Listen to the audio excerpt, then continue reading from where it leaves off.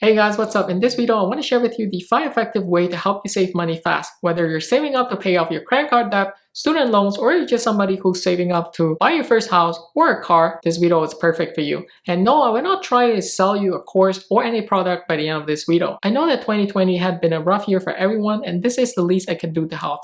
My goal in this channel is to basically make financial literacy widely shared and learned amongst our society. Make sure to stick around because I will reveal everything that I've learned over the past year to help me save over 10K per year from my investment. Trust me, it's not so difficult when I break down everything step by step, and I'm gonna show you how you can do the exact same thing throughout this video. With all that being said, let's get started. Now, it's arguable that money is human happiness in the abstract. We say money isn't everything, but everything needs money. And that's why you should smash the like button and subscribe to our channel if you have not already, because it's free and require you no money. Here are some lucky coins for you in return. Now, the first budgeting tips that I want to share with you is to have realistic financial goals. Your goals should be achievable in timely manner. What I normally do myself is that I break down my long-term goal into smaller time frame like midterms and short-term goals so that everything will seem more attainable. Also, remember that everybody has their own set of goal because everyone has their own source of income. So be honest to yourself and don't overkill budgeting with ramens and cardbox house lifestyle. You're so sweet. Thank you. You know what I like to say, baby step are royal road to skill. It's important to start slow and steady as long as you can rest assured that you're stepping forward. Based on my personal example, let's say I want to save 10K per year. It is easy to set my automatic deposit into my saving account or investing account based on the information as follows. Let's say if I break it down into monthly goal, it's going to be $833 deposit every single month, or $192 weekly, or $27 daily. Setting achievable goals is important because it helps you to build confidence over time as you always meet your financial goals. I've been doing this for a couple of years now and it helped me to save a lot of money. This brings us to the second tips, and it's probably the most important, which I believe everyone should apply into their life, and it is to have their own cash flow. Cash flow is pretty much self-explanatory. It's simply a spreadsheet that tracks you money in and money out. This way you won't have that one-night stand relationship with your money in your bank account. Look, I'm gonna be totally honest with you. I forgot you're here. Alright, that's definitely a bad joke. Having a cash flow is great because it will allow you to track all your incomes and expenses before you know actually how much you can save. You will be amazed on how many unnecessary expenses that reoccur every month in your bank account. Now, I'm actually thinking of doing a tutorial videos on how you can build your own spreadsheet step by step efficiently for your own budgeting in the next video.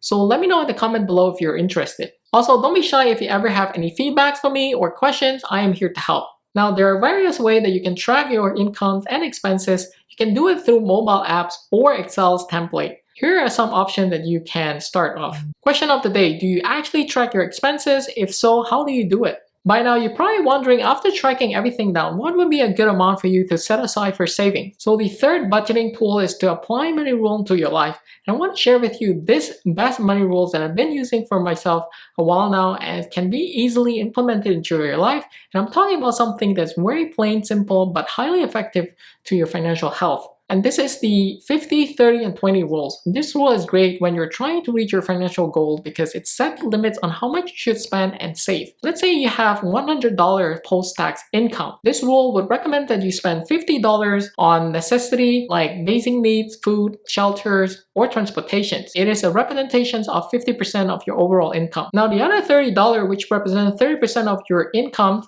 will be going straight to the things that you want, like clothing, traveling, or memberships for your lifestyle. Then the rest of $20, which represent 20% of your overall income, will go straight to paying debt, emergency fund, or retirement account like Roth IRA or 401k. So if we go back to our previous example, in order to save 10K as my goal, then you'll need to make something around 50K post-tax annually, which represent 20% of your overall annual income. One important side note is that none of this rule matter if you don't apply it as if your life depends on it. And the best way to put this is that you need to treat your personal finance as your business. Basically, in order to grow a business, you need to know your financial statements. Basically, to track all your costs versus expenses before you can actually improve your profit. Remember that if you don't know how to manage your money, then chances are you don't know how to manage the money of your business as well. Now, the next one will be an interesting one because it will help you to save a lot of money by by doing so. Now let's talk about something that's far more important than saving $5 on your coffee latte here. Let us look into a bigger picture on how it can make a bigger impact on your wealth. Now I know a lot of people sort of overlook minimalistic lifestyle, but trust me, it will save you a lot of money. So what exactly is minimalistic? For many minimalists, the philosophy is about getting rid of excess stuff and living life based on experience rather than worldly possession. When you start to perceive everything as excessive materials around you, then that's when you know exactly what you need and what you want. That's also when you can actually start to save wisely. You know, many people misunderstand the concept of financial freedoms,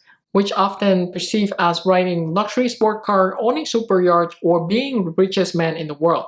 Though it does sound tempting, financial freedom is wealth that allows you to do things that you like whenever you want and live wherever you want at your own term. Money is a tool for us to exchange for freedom, so our end goal is after freedom and not money. Now, the last one would be a debatable one, and I think a lot of you probably gonna disagree with me on this one, but I think it's important to share with you all. So the fifth one would be to stop buying expensive gifts. It is a great way to save money. Now, I know we all have our loved ones and we want to treat them with nice gifts during special holidays and events. I never said it's gonna be an easy one to adapt, but I think that is definitely something worth applying to our life as a new norm. Instead of buying gifts like iPhone, iPad, or stuff that you know probably gonna sit in their closet collecting dust, I would rather offer the persons a shares of a company instead of getting the product. It's a win-win situation for everyone. Gifting stocks to your loved one is probably the best way to encourage them to start investing early, and it appreciates in value over time. Now, I usually buy shares like Apple, Microsoft, or an ETF like SPY for my family during holiday season. In order to do so, your family need to have an investment account